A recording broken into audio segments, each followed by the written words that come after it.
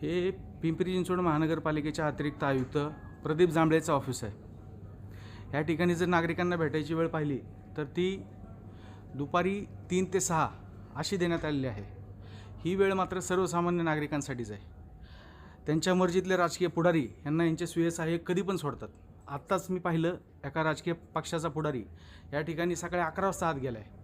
अशी वागणूक सर्वसामान्य नागरिकांना का देत नाही?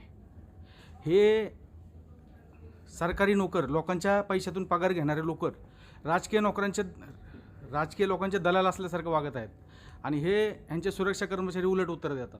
आत्ता जर मला सोडणार का आता हो ताई, मला आज सोडणार का जांभळ्यांकडे? तुम्ही तुमचा विषय सांगा. विषय काय नाही, मला भेटायचं आहे, काहीच काम नाही. जेवले का विचारायचं त्यांना, ते कशाला गेले, त्यांचा विषय काय होता